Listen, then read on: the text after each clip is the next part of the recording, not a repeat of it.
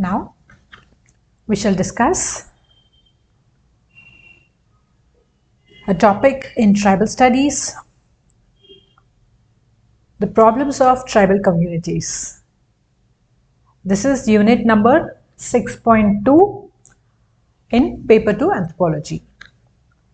The problems of tribal communities: poverty, land alienation, indebtedness, low literacy, poor educational facilities, underemployment, unemployment, health, and nutrition. So, you already know what a tribe means, right? What do you think are the problems of these people? Do they have problems? I have problems, you have problems. Everybody has problems, right? Irrespective of whether you're the president of the country or you're a common layman, or even if you're a child, school-going child. We think, childhood was very nice. We didn't have any problems at all. Only now after we grew up, we have so many problems, right? But that's not always the case, isn't it? Just a minute.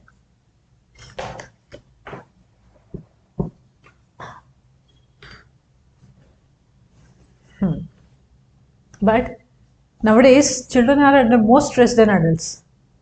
They have to attend online class, then they have to sit and study that, they have to write homework, they have to take pictures of that or scan it, and then they have to make it into a PDF, then they have to upload it, then they have to write online tests, online exams. Oh God. You ask any child who's undergoing this online classes from the time of COVID, he or she will tell you how difficult their lives are. Okay. And one more important thing which you need to ask them is how they wrote their final exams, like which happened now in March, right? March, April, they finished their final exams. And if you ask 10 children, 9 out of 10 will tell that they cheated in the exam. And it is their own parents who helped them in cheating. Okay. It is like they'll tell my mom or dad sat next to me where they wouldn't be visible for the camera, and they would tell me the answers, they would dictate the answer. Anyway, they will mute the audio, only the camera should be on. So audio is your choice whether you can switch it on or turn it off, so that is entirely at your discretion. But only the teachers had made it mandatory that only the camera should be on, so that the child doesn't look into a book and start copying from that. But how far will the camera cover? So the parent will either sit in the opposite side of the of the computer or laptop, or they'll sit in some other end of the room. And when the child tells the question, they will dictate the answer and they'll write and finish it. Of course, even most of the school children have done this. If you ask 10 children, 9 of them will tell, yes, we did it. So even they are unhappy with online classes and they also have problems. Okay, a lot of problems. Okay, so what problems do the tribal people have? See, until they were in the forest, they had a very fantastic life, right? They got everything they needed from the forest. They had their huts made out of forest produces, be it the bamboo or wood or whatever, small huts, whatever they make it with the forest produce, whatever they get over there. Or they will live inside, okay, places which, like caves, or they manufacture, or not manufacture, they create a house or a hut with the mud, whatever limited resources that is available in the forest. They make a shelter for themselves, a roof over their head, okay, and inside that they design it such a way they will not employ any, or they will not take the service of any architect to design the house. They are very well versed in designing their own homes. If you see the design of the todas have a peculiar kind of huts. How beautiful it looks. I will try to show you the picture sometime later in the future classes. If you just type it on Google, I'll just show it now only. Okay.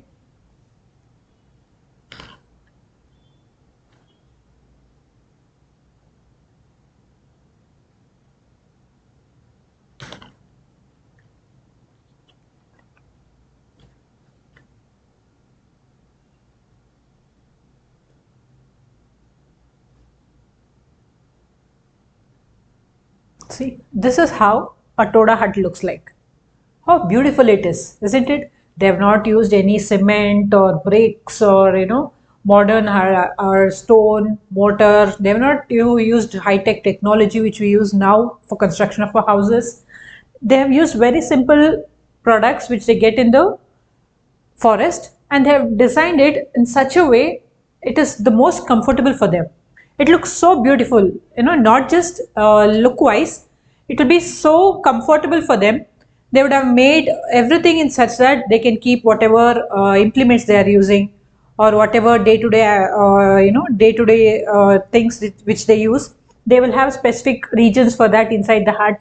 They will have some bamboo, bamboo kind of things. Even if you go to any of your villages and all, there you can see the village houses are very much different compared to our flats and villas here in cities. So you can see they will have this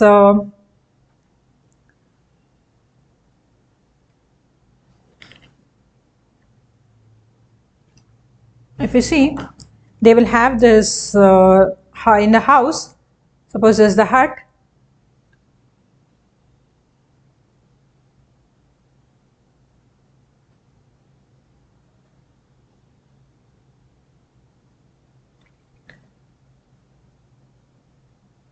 Suppose this is the hut, and this is the door. Here you can find two small compartments where usually they light the lamps and keep it in the evening. Okay, and inside the hut also there will be one long bamboo stick like this, and other sticks which are supporting it. Okay, over this they would have placed the other whatever material they are using for construction of the house. So inside there will be certain spaces between these bamboo sticks.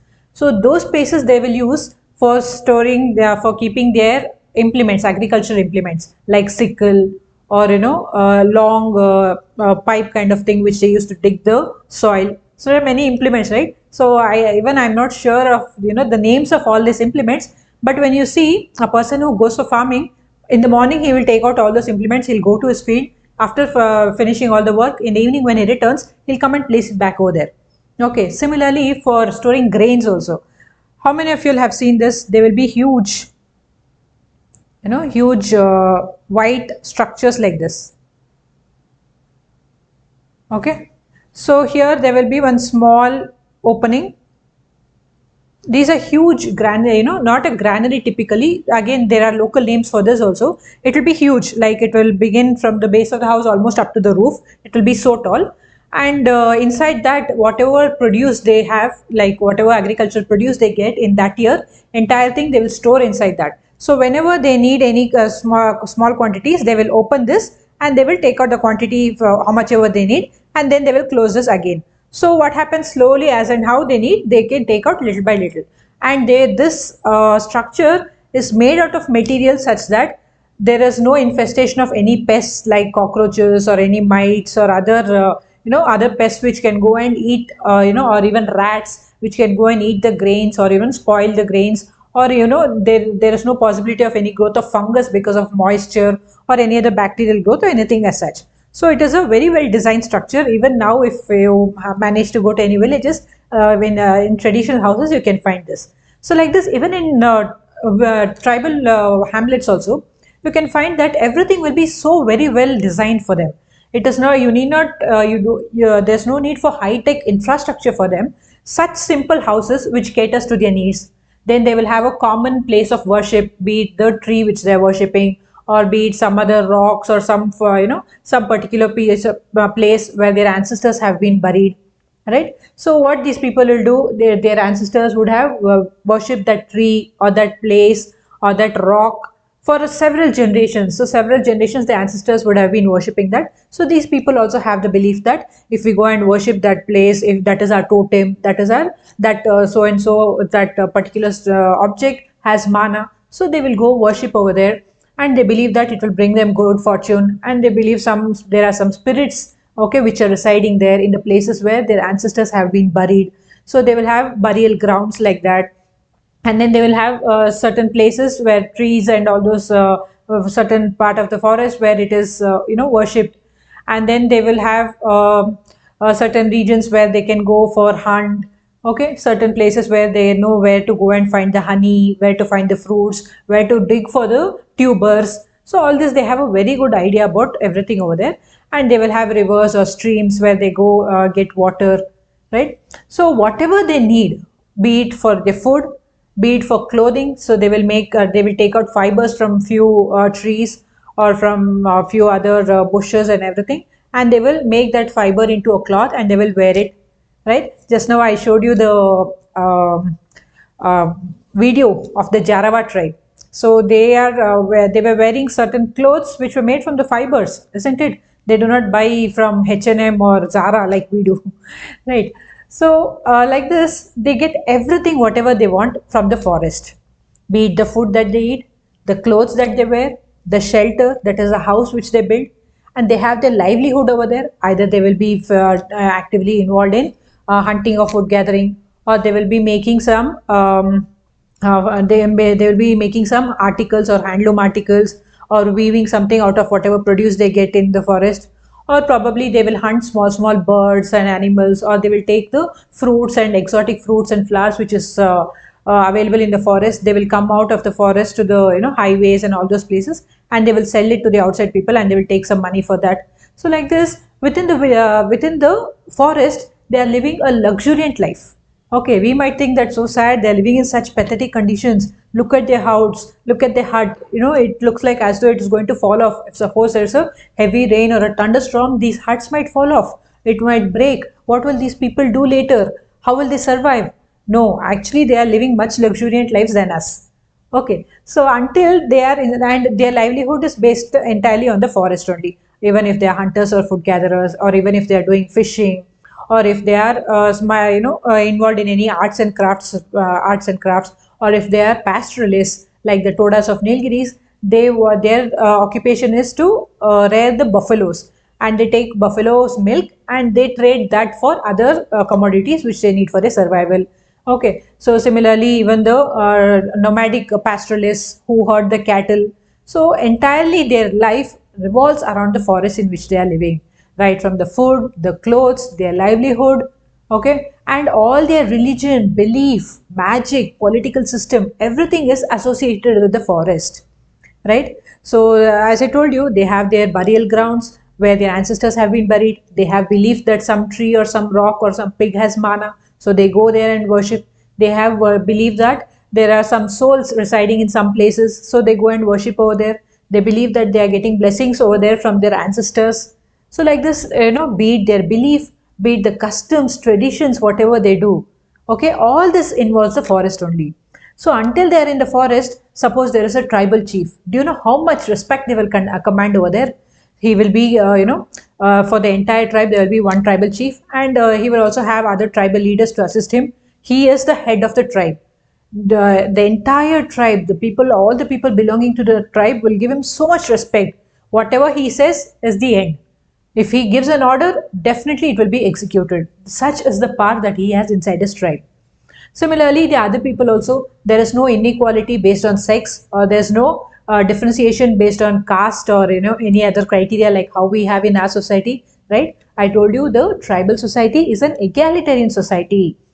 Though within a single tribe we have we have segmentation within a tribe, like a clan or lineage or phratry or moiety and all, still all of them are equal except the tribal chief and few tribal leaders. These people command innumerable, these people command huge respect from the entire tribal people, and in addition they also have some wealth and they have extraordinary powers to command anything.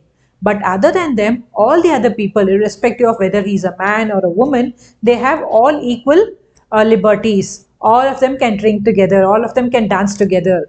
Okay, marriage is just a contract between them. It is not so serious or it is not so complicated like how we make it in our society, right? In our society, marriage is so complex. You have to look for thousands of criteria, right? First and foremost is the caste.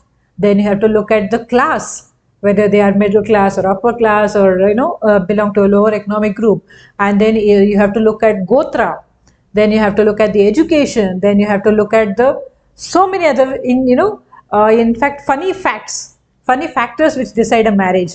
Why, whether their family is so and so, whether they are linked to so and so politicians, whether they are this, that, how much does a girl earn, how much does a guy earn, how beautiful is a girl, so how, whether she is fair skinned. So many factors go into other regular marriages. Whereas in tribal societies, you can see marriage is simply a contract. It is not so stringent. If they do not like, they can end the contract and they can marry someone else. Okay, so tribal life is very simple, and they have a happy life. So until they are in the forest, they do not have any problems as such. See, of course, there are some very little problems because they are living in inaccessible areas. So if they suppose they have some health problems, then they cannot. There is no doctors who can go treat them. Majorly, it is the magic men or the quacks who give them some concoction of some herbs and something. And fortunately, if it doesn't if it works for them, good. If it doesn't work, then it might lead to even more complications. So like that, there are few problems, and their education is not accessible for them. So like that, there are few problems, but overall, if you see their life, the whatever the life they're enjoying inside the forest, that is pretty good. But what happens due to various projects like the multi-purpose projects, or construction of a dam, or construction of a canal, or any other activity? Suppose the government declares that that particular forest is a reserved forest, or it is a reserved area, or it is required, you have to acquire that region for some mining purposes or some irrigation projects, whatever. Then these tribal people are forced to move out of the forest. Right. Until then, they were cool and comfortable in the forest, doing whatever occupation they know, whatever occupation their ancestors have been following. They learn it right from their young age, and they also continue with that. So, have how many of you all have watched this movie? Gods Must Be Crazy.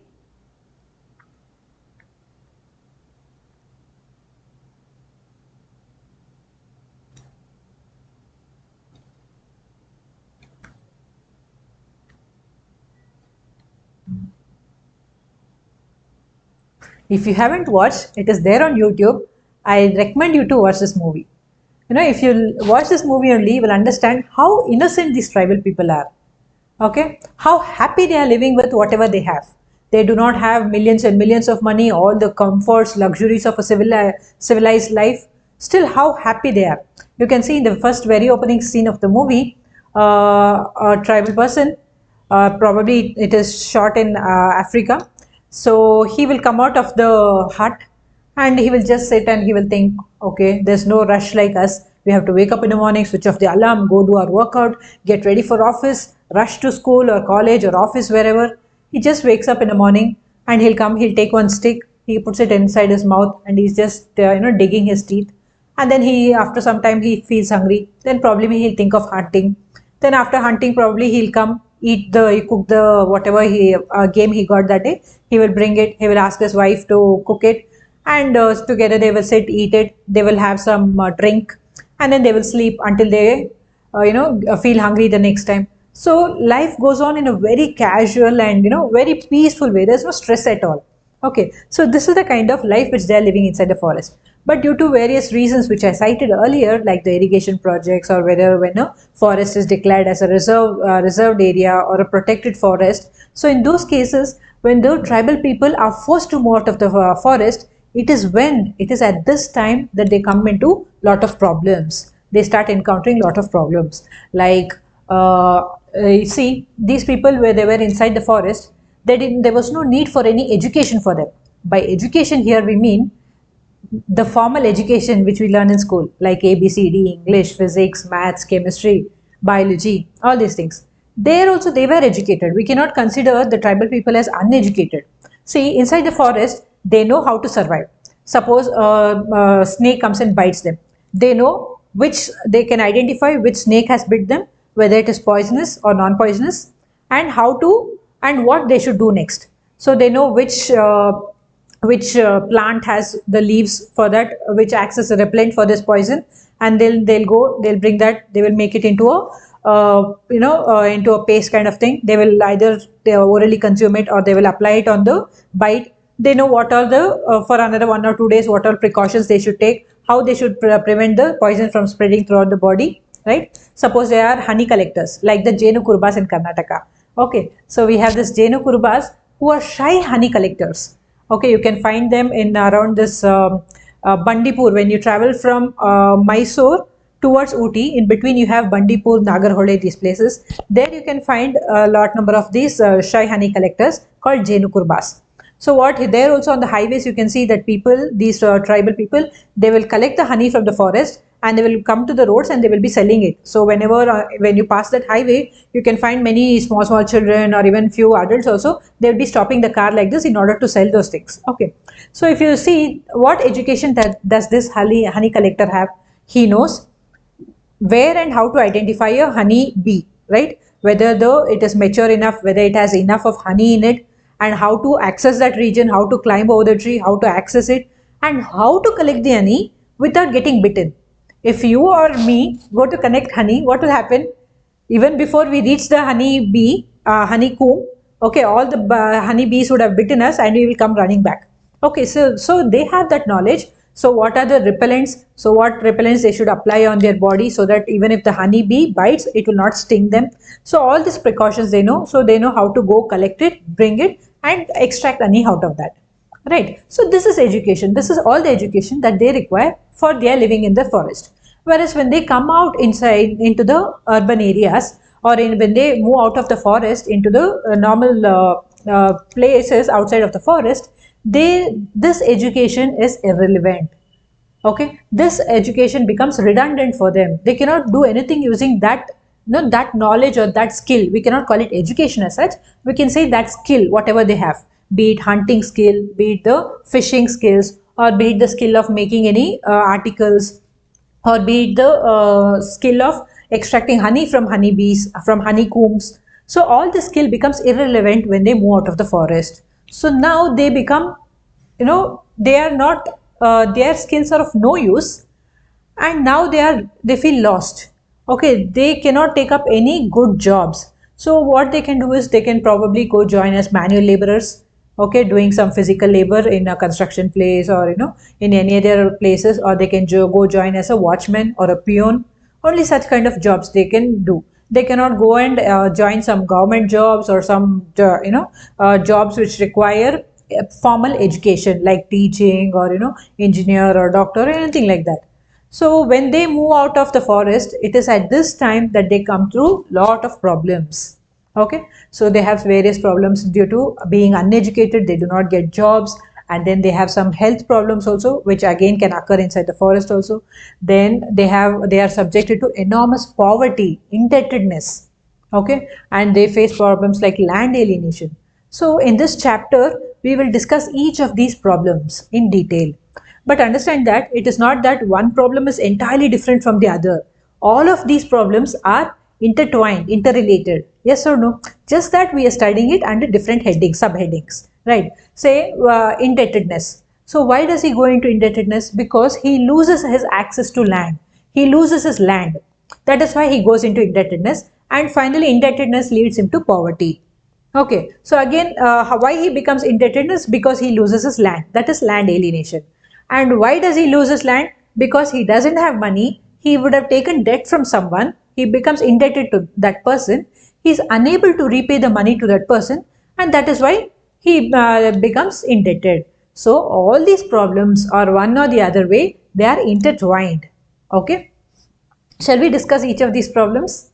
Okay. First and foremost is land alienation.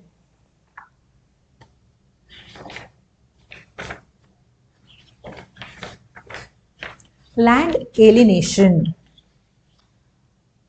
What do you mean by land alienation? So, losing a land to someone else is called land alienation, right? So, it can happen in two kinds. First, when he is inside the forest, he has access to the entire forest. There's nothing like this is my patch of the forest, this is your patch of the forest. He doesn't have any documents to prove that, okay, I have lived in this forest, my ancestors have lived in this forest for so many years, for decades. So this part of land belongs to me, or this forest belongs to me. And you cannot restrict, say in the case of hunters and food gatherers, you cannot restrict these people saying you have to access only this part of the forest because the rest of it is reserved forest. You cannot enter into that forest. Whatever you want to do, you do inside this forest only. That is not possible, right? Suppose he has to hunt, he has to go to a place where the animal is available.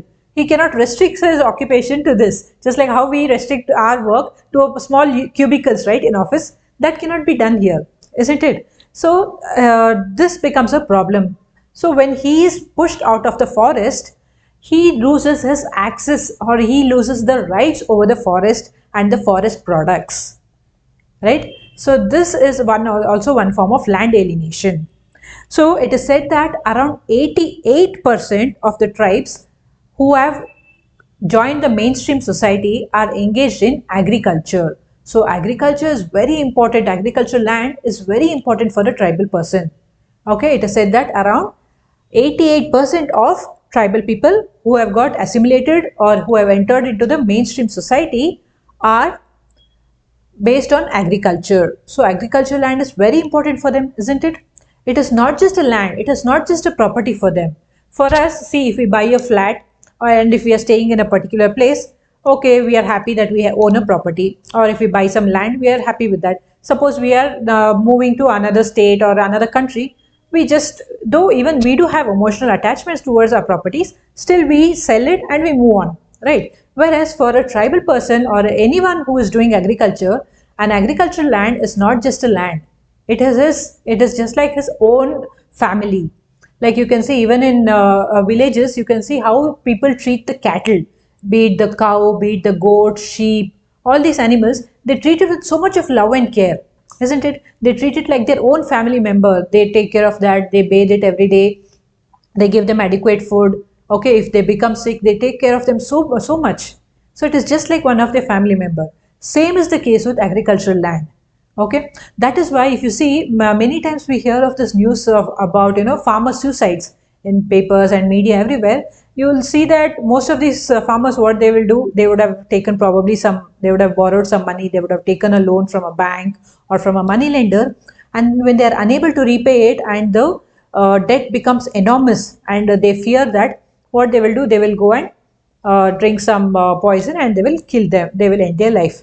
So they will mostly go and die in their fields only because it has so much attachment for them, right? So an agricultural land, it is just not just a property for them, it is not just a source of their generation of income, it is an emotional investment that they have towards that.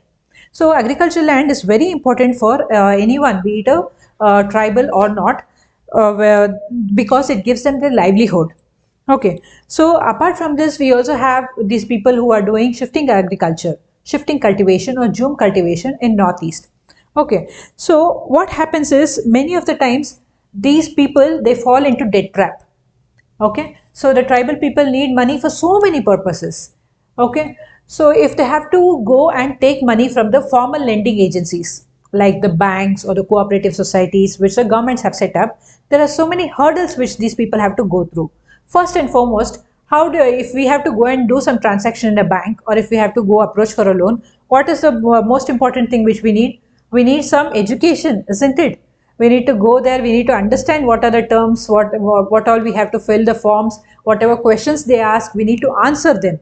In spite of all that, how difficult it is for us to get anything done in a bank. Yes or no?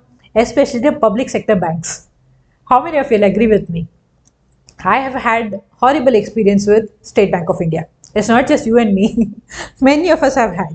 Okay, so not just SBI, even with IDBI Bank. So I had terrible experiences with them, and finally some 2 months back I managed to go and close the account. And even for closing, it is so tedious, if people like us who are very well educated, who are capable of doing everything, answering the questions, or we know what is what, and we can do online banking, right? We have net banking access, we can download apps, we can do it in a mobile. Still, if we face so much difficulties, and I'm not even speaking about getting loan, okay, I'm just speaking about transactions. I think many of you all would have taken some loan at some point of your life, right? Be it a housing loan or car loan or two-wheeler loan or even jewel loan. So there's this confusion, right, among people whether it is jewel loan or gold loan. Usually they say it is gold loan, right? But it is not gold loan. Okay, if you go to a bank and if you say you're going to pledge a gold coin, they will not accept it and provide you a loan. You should always give a jewel. So even I had this confusion, and once when I inquired in a bank, they said no, it is actually, people have this misconception that it is gold loan, but we will not give you any loan for either if you take a gold coin or a gold bars which we buy, right? So some 50-gram bars we get, right? 50-gram bars, 100-gram bars and all. So if you take those bar to a gold bar to a bank and ask them for a loan, they will not grant a loan for that. So if you want a loan, you should take a jewel only, be it a bangle or necklace or whatever. Okay, so like this, if you have to go to a bank and avail a loan, it is so tedious, such a tedious procedure. So especially, easily they will call us, these telecallers call us and tell, do you want housing loan? Do you want car loan? We give loan for this, that and all. But only education loan, okay, but only when you go to the bank and if you have to process it, then you will understand how difficult it is, right? So some 1 year back, I was processing a car loan in a bank, and you know how many places they ask us to sign, and this despite of giving them all the documents that is necessary and showing our income, everything, still we'll have to sign in so many places and it is so tedious, despite I having known the bank manager very well. Still, that was such a hectic problem, hectic thing. So imagine if a tribal person has to go to a bank and avail a loan. First and foremost, he has to forego of his work for that day. There will be many people who are depending on that day's labor, right? Only if they go to work that day and if they make some wages by the end of the day, evening they can come, they can cook some food and eat. So if he has to go to a bank and take a loan, he has to forego of that day's work, and again these banks will be very far off, they won't be very nearby to his area, right? It won't be located close to the villages, it will be in a very far off place like in a nearby town or some other place. And also, see, there are loans which are given for certain purposes only, like for buying cattle or for buying agricultural implement, okay? But there is not loan is not provided for every activity that a tribal person needs. Okay, say for example, the agriculture monsoon season is setting up now, so he wants to buy some seeds to sow.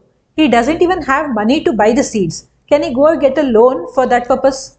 Right? So even if he goes and he does all the paperwork and everything, and if the loan gets sanctioned, when will it get sanctioned, and when will he get the money, and when will he buy the seeds and start the agricultural activity? By then monsoon season would already be over. Right? So that is that is how fast things happen here in our country. But see, for a common man, they take so many signatures, they follow so many rules to grant very few lakh rupees of loan. Whereas we know this, state of how people in our country can take thousands of crores of loan and run away to some other country and live a fantastic life, right? They only catch hold of people like you and me. So when this is the condition, he might not get loan instantly. Or suppose there is a marriage he has arranged for his daughter and he needs money. So will he get money for this purpose in a bank or a cooperative society?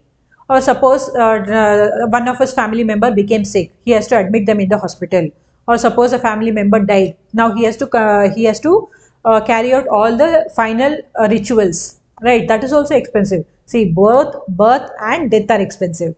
Okay, it is not just birth or it's not a single event. Even living is also expensive. Life is also expensive, right? So even when there is a child that is born, that also incurs expenditure, and even the death also incurs expenditure. So suppose a family member of the tribal person has died, and he wants to conduct the final rituals. Can he go and take a loan, or can he get money for that? So instantly at these places, who comes to the picture is the money lenders in that region. So these money lenders know that these people, when they are in need of money, and when they are in need, they cannot think about how much interest that person is going to charge. So whatever interest that person is going to charge, they will just put a thumbprint wherever he asks to.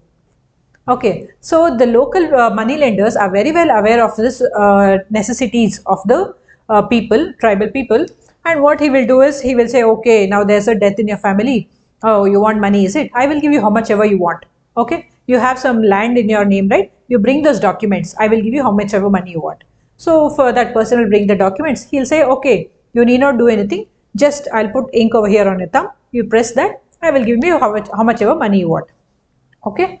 So this person, he is illiterate. He is uneducated. He doesn't know how much money he is borrowing and what is the percentage of interest, right? And how much he will have to repay and what is the duration and what not. He doesn't have any idea. He just puts the thumbprint. he collects the money and he goes on.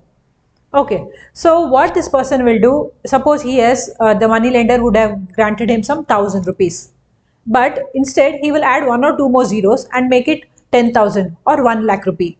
And this person, he doesn't know maths, okay, he doesn't know what is the interest rate, how to calculate it, how much he has to repay, nothing. He keeps repaying for some time. Still the money lender keeps telling him, no, still you have to repay, your total amount has not been cleared still, until now. So this goes on for some time, and then one fine day he will tell, no, this money, this tribal person also keeps taking money from the money lender every now and then for various purposes. Like I told you, he needs money for anything and everything, isn't it? It is not just the marriage or death or for agricultural activity. Suppose he doesn't have money to carry out his day-to-day life. Right. Suppose he doesn't have money to buy groceries, to buy food grains. What will he do? He will go to a local grocery shop. So those people will usually be the money lenders. He'll say, okay, you need grocery items, you need food grains. I will give you how much ever you want. You can take it. And he will charge a certain interest for that. And like this, there are many money lenders who will just take the innocence of the tribal people for granted and cheat them. And the tribal people, because they are illiterate, they are not unaware of what is happening to them. Okay, there have been times, if we will not even believe, if we tell such stories for small kids who are kindergarten, they won't believe, they will be much wiser. Okay, so there have been stories where people just put their thumbprint for a cycle. Okay, they were so happy. Okay, a tribal, when a money lender or somebody else comes and asks for his thumbprint and gives him a cycle, they just put the thumbprint and say, and they become so elated and happy. They say, oh, see, just for one thumbprint, I got a new bicycle, and they happily go with that. But they don't know that they're losing out their property, they're losing out their land to these people. Right?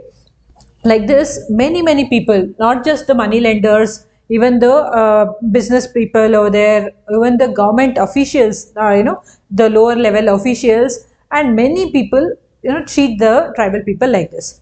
So land alienation means land alienation means losing a tribal, losing a land to a non-tribal. So it can happen due to various reasons. Okay, so initially what happened, the tribals were safe inside the forest. But later, when the outsiders started entering these tribal areas in the name of moneylenders, in the name of middlemen, in the name of contractors, okay, in the name of middlemen, they'll say, they'll come to the tribal area, they'll say, I am the contractor, you give your produce, I will take and sell it over there. And from there, I will do something for you. So these people are called as middlemen. So the traders, the contractors, the middlemen, money lenders, all these people cheated the tribal people in various ways to grab the land. Okay, so always the tribal person is under shortage of money, right from his daily expenditure to the big festival. Suppose there's a festival or a fair or a marriage. Okay, he wants to buy some implements to do agriculture. The harvest season is coming, so he wants to employ few people in his fields to do the harvest. For everything he is in need of money, but he cannot expect such loans wherever, be it in a bank or in a credit cooperative society. Loans are not provided for everything, for every activity, and even if it is provided, he needs money instantly. He cannot afford to go and stand in a bank every day for 1 month to get a loan sanction, and then for that money to come to him for another month. So he doesn't have so much of education to do all these activities. So instantly he goes and takes debts from the money lenders, and he falls into debt trap, that is indebtedness. And finally this goes and on and on and on. It is a vicious cycle, right? Poverty is a vicious cycle. You take money for something and again you are unable to repay it, your children have to repay, then again if your children are not able to do it, another next generation starts repaying that debt. So it goes on and on and on, right? So like this, they want money for everything, to buy clothes, to buy liquor, to have food, for health expenditure, for everything they need money, and they fall into debts. So even though there are various cases of where other people cheated the tribal people and grabbed their land, these two examples are very prominent. How the Korwa tribe of Madhya Pradesh, okay, Korwa tribe of Madhya Pradesh, and Tharu and Boksa of the Tarai region of Uttar Pradesh, these are the worst victims of land alienation. Okay, so land alienation means it can be either when they are thrown out of the forest, that is also land alienation because they lose the rights over the forest, they lose their access and rights over the forest land and its products, that is also land alienation. And here, when they lose out the land to other money lenders or other traders, middlemen, contractors, because of the debt which they take or because of getting cheated, that is also called as land alienation. So what happened in the case of Korwas is, the Korwas is a popular tribe in the Sarguja district of Madhya Pradesh.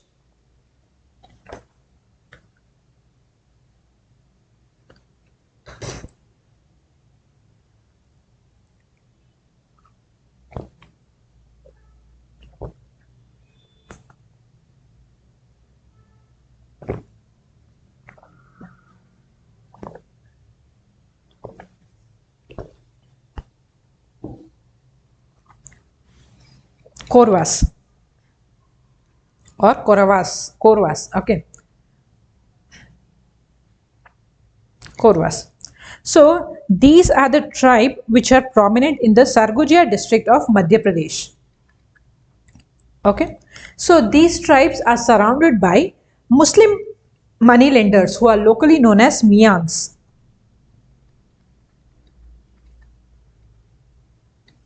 Mian.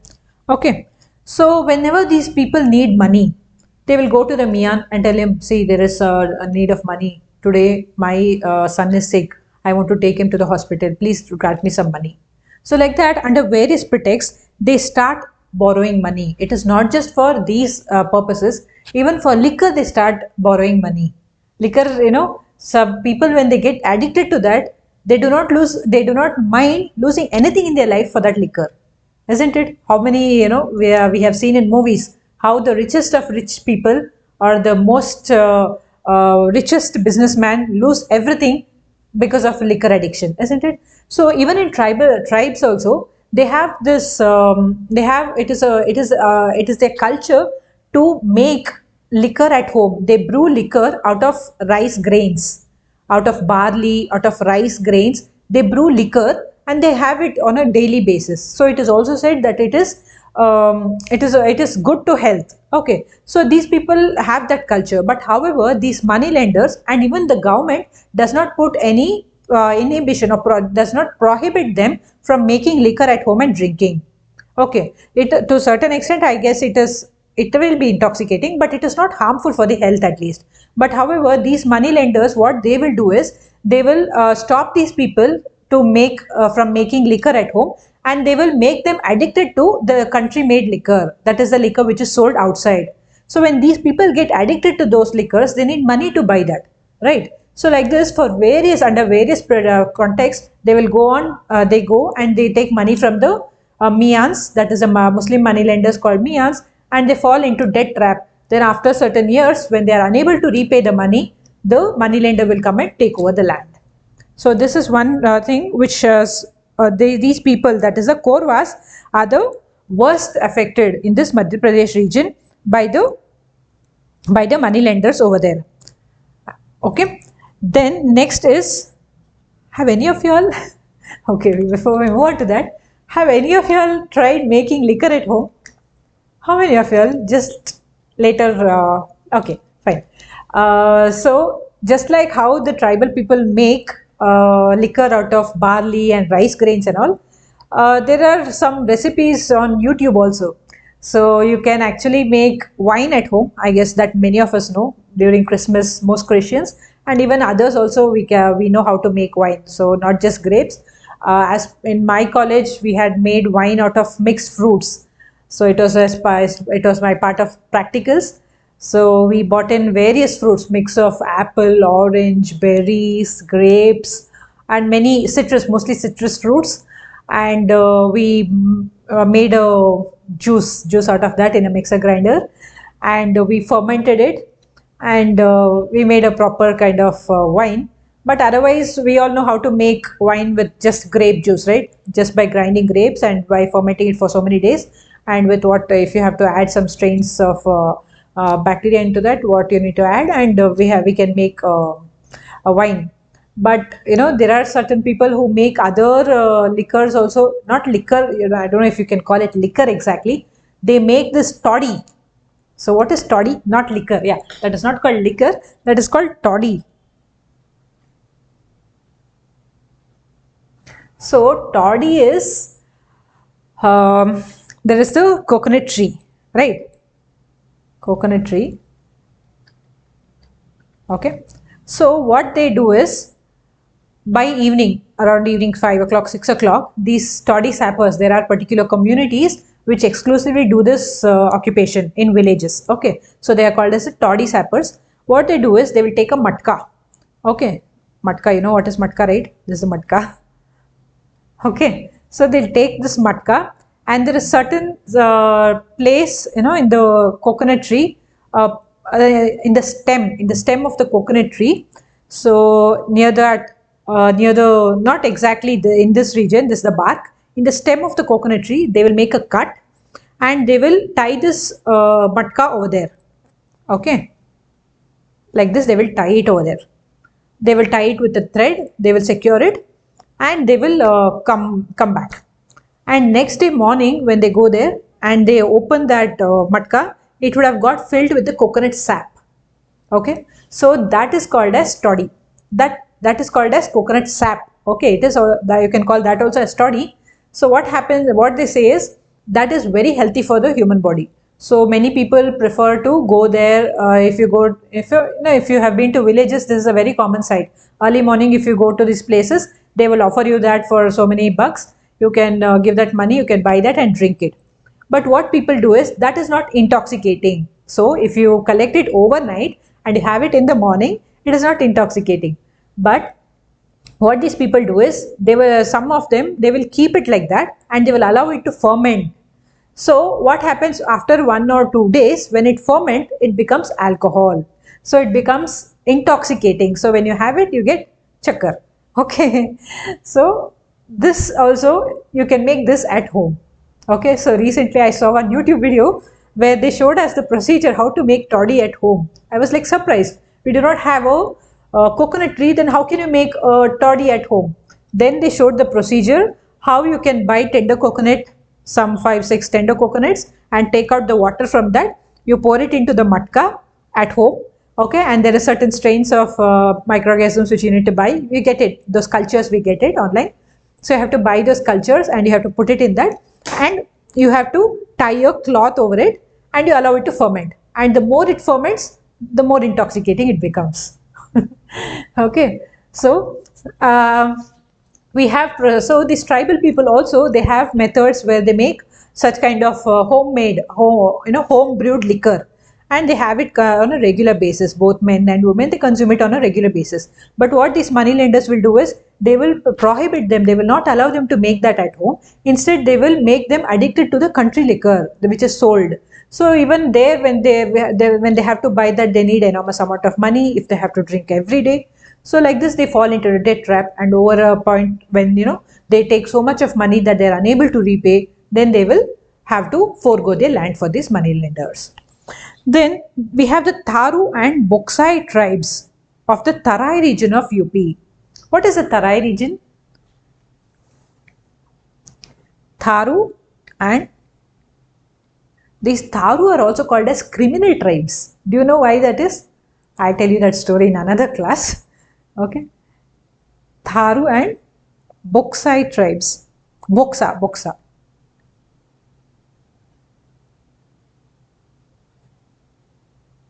Yeah. Tharu and Boksa tribes of UP. So, Terai, not Terai. Okay, Terai. Okay, what is this Terai region? So, when a river enters into the plains, okay, that region becomes waterlogged, it becomes marshy because of the water logging conditions over there. Those regions are called as Terai regions, isn't it? So water speed of the water slows down over there because it is a plain and it is not steep anymore. So that region, when the water movement of the water or the flow of water becomes slow, it becomes waterlogged, marshy, swampy. okay, and it is infested with large number of poisonous insects and malaria, all this, okay. So those regions are called as Terai region. So what happened was, this Terai region in UP was very inhospitable. It had huge tracts of forest, and it was infested with malaria. Malaria was very rampant over there, and also very poisonous insects. Okay, so this Tarai region in UP was inhospitable. It had large stretches of forest, but it was inhospitable because of the rampant presence of malaria over there and lot amount of poisonous insects also over there. So what these Tharu and Boksa tribes did was, they went to that region. Okay, they cleared all the forest, they made that into an agricultural land, and they started doing agriculture. Whereas the other common people cannot go do that over there. Whereas these people have resistance to all the malaria and all these things, so they could go do that easily. Whereas it is inhospitable for the other common people. So once these people, they went in thousands and thousands, they cleared acres, thousands of acres of land, and they made it hospitable for doing agriculture, and they started doing agriculture. So at this time, what happened? The large number of migrant population from Pakistan came. That is the Punjabi Pakistanis. So when they migrated to this side of the country, they came over here in thousands, and what they did was, they started taking over the land from these tribes. Okay, so what happened? The Tharu and Boksa people cleared the forest, and they took over the thousands of acres of land, and they started doing agriculture over there. However, the uprooted Punjabi Pakistanis, who were refugees from Pakistan, they came over here and they settled over here. They started taking advantage of the ignorance, okay. They started taking advantage of the ignorance and the economic vulnerability of these people. Okay, so they know how ignorant they are, how they know they are unaware of what is what. They do not know maths, or they do not, they are unaware of many economic transactions or everything. They know how economically vulnerable they are, right? So they started taking advantage of this, their vulnerability and ignorance, and they started lending them money. And over a period of time, they managed to grab the entire land from the Tharu and Boksa tribes. Okay, so these are two very good examples of how the tribal people lost their land to the non-tribal people.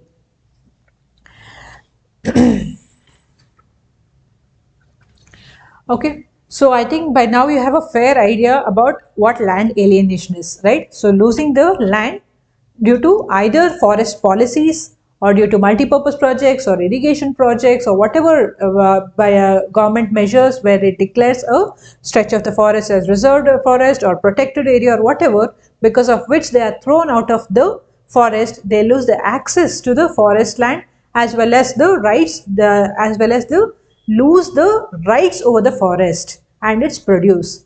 And then when they into the society, they lose the land due to various reasons, to money lenders and traders, contractors, and all the other middlemen. Okay, so we discussed the examples of how the Tharu and Boksa tribes lost their land to the immigrant, not immigrant, we cannot call them immigrant, like the people who came from Pakistan, right? The Punjabi refugees of Pakistan, Punjabi refugees who came from Pakistan, they came and they took advantage of the vulnerability of the tribal people and managed to grab their land. Similarly, even in Madhya Pradesh, the Korwa tribes lost their entire land to the Muslim moneylenders called Mia, because of their, again, economic vulnerability, okay, and also their ignorance.